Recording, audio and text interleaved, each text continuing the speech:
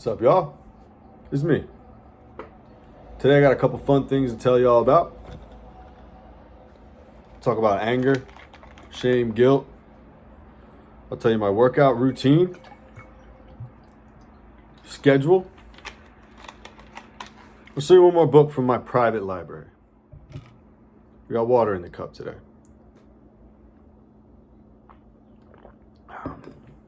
Before we start, I'll mention today's Tuesday. And the ring I have on is my red dragonite ring, because Tuesday is ruled by the planet Mars.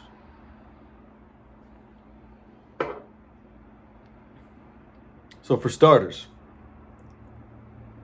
on my sobriety journey, exactly what I said would happen, happened. But it's a little less fun than I thought it would be. Lately, when I've been getting afraid or anxious, it's been morphing itself into anger. And I noticed that when I get angry, sometimes I have a tendency to either escalate a situation or be a little mean. And it's not something I'm proud of.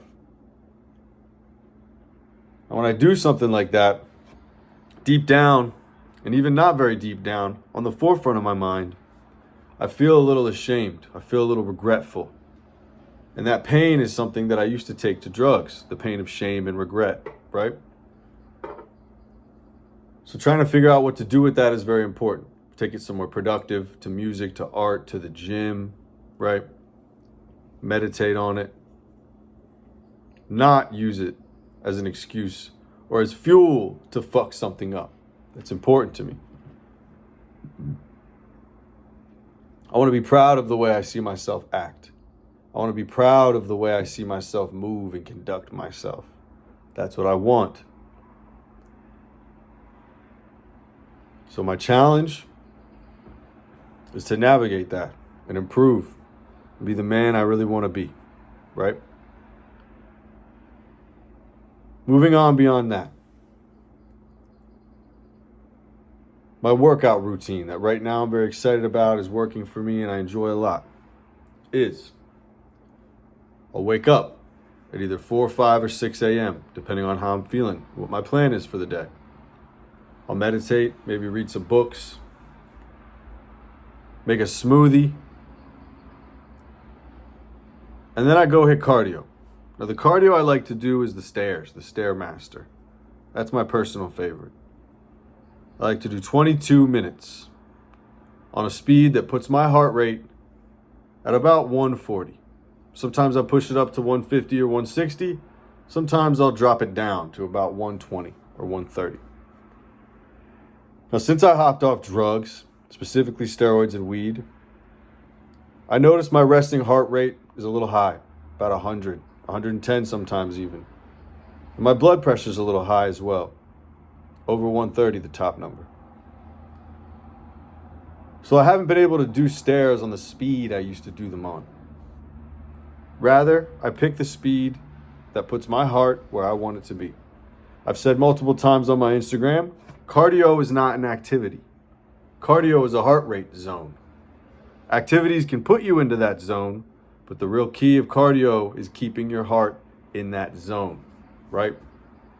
Exactly. After I hit my 22 minutes on the stairs, I do a 5-minute walk on the treadmill. On speed 1 mile an hour. It should feel slow. It's kind of like a cool down, but it's not a true cool down because we're not done yet. I use it to bring my heart rate back down after the stairs. And then I go out to my car. And I either do incline with my feet up or flat knuckle push-ups on asphalt. I usually shoot for at least 20. Sometimes I do 30. Sometimes I do 33. I think the most I've ever done is 36. I'd like to get that number up. But I'm proud of where I'm at. And then I come home. I eat breakfast. Usually some type of egg and meat sandwich. I'd like to add some cottage cheese and fruit to that, but I'm working on it. And then every other day, I lift weights. Per my program that I've been developing over the last 16 years or so. Now, everything I've ever learned about exercising, from the military school I went to my cousin taught me how to lift weights, to the couple coaches I've worked with, is all worked into my program, as well as every bodybuilder I've ever studied, because that was something I enjoyed to look at. When I started lifting weights, I was about 103 pounds. When I was at my heaviest, I was about 155. Right now, I'm sitting at about 135. I'm happy with that, considering what my lifts are and how much strength I kept. I'd like to get that up once I rack up some more sobriety days, but right now, my number one focus in life is staying sober and off of drugs. So I like to think I'm winning because it's been 30-something days. I think today's 31. I haven't counted yet, which in and of itself is kind of cool because every day I've been on it. Like, what number day is it today? And today I'm just kind of having a normal day. I haven't counted it, right? I think it's 31 though. Might be 32. I have to check. My clean date is March 23rd, 2024. But I haven't done that calendar math yet today. After I lift weights, I like to eat. I like to eat about 40 minutes before I lift and right afterwards. And then every single day, I'll hit the sauna for 15 or 25, 30 minutes, depending on how I'm feeling. Once again, because of my heart lately, I haven't been able to do it the way I used to. I used to just rip it. But now what I'll do is I'll wait. And then once my heart hits about 160, I'll hop out. I don't really want my heart rate to exceed 160 when I'm in the sauna.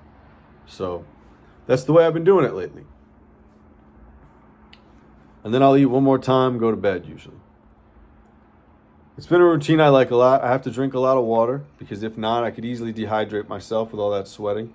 I have to get my salt in. So there's a calm powder that's based on magnesium that I take before bed. And my routine for the sauna is usually I'll drink a Gatorade and then a water. So that Gatorade can hit me with the salts and then the water pushes the water out. You don't want too much salt, you don't want not enough. Most people don't know hydration in the human body is not just a function of water. It also has to do with salt. Sodium, potassium, even magnesium, right? Your electrolytes. But anyway, that's my personal routine, what I like a lot. That's how I like to train, that's how I like to work out. I like to do something every day, but I don't feel like lifting weights every day is productive for me. You know, I think maybe it works for some people, but I need a little more rest, a little more food.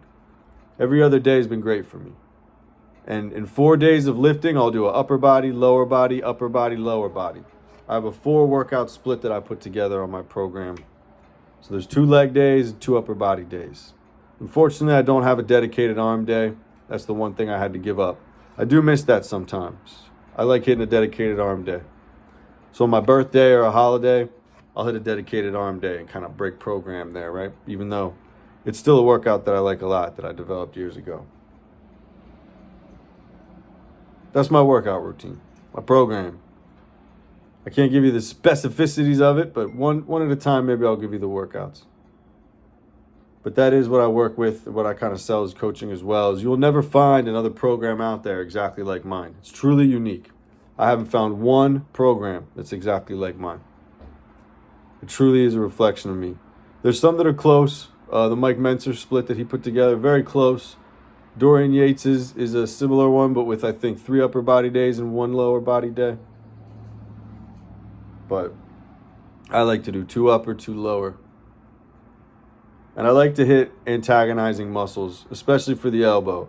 So if I'm doing back work, that's the day I'll hit triceps. If I'm doing chest or shoulders or some type of press work, that's the day that I'll hit biceps. Yeah. I do some dedicated ab work and some forearm work in there as well.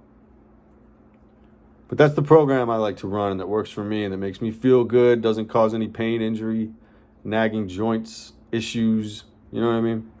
And it's worked wonderfully for my clients and the people who've taken the time to try it out and run it. If you don't believe me, check out my Instagram. Andrew_Prometheus. But let's get to the library.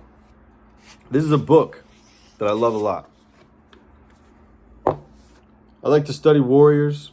I like to study legendary warriors. Apologize if I pronounced the name wrong, but Miyamoto Musashi. He also has the Book of 5 Rings. I believe he was known as a phenomenal warrior swordsman in Japan, if I'm not mistaken. I'm a human. Sometimes I make mistakes, right? But I think a man owns those and doesn't hide from them. This book is called Dokkōdō, if I'm pronouncing that right. The Way of Walking Alone. It's not a very big book. And you'll notice each page Doesn't have a ton of words on it. But what's important is it's exact from what he wrote. Now I'll read you the back of the book. Written by Miyamoto Musashi 7 days before his death. This text is composed of 21 precepts, arranged in independent phrases. The Dokkōdō is considered to be not only an extremely valuable historic document, since the original in Musashi's own handwriting is still conserved, but also an indispensable text for comprehending the philosophy that Musashi professed about life and about his singular form of Buddho. I'll open it up to a random page and give you one, because this is all wisdom. Do not be guided by your preferences, is what page 11 says. Now, most people might think, what? Don't be guided by my preferences? I eat what I prefer. I wear what I prefer. And you look at me, I do that as well. But I think the point is, don't let your preferences guide you. You should guide your preferences. Now, there are many ways to interpret these little precepts and this wisdom that's in this book. So I could be wrong.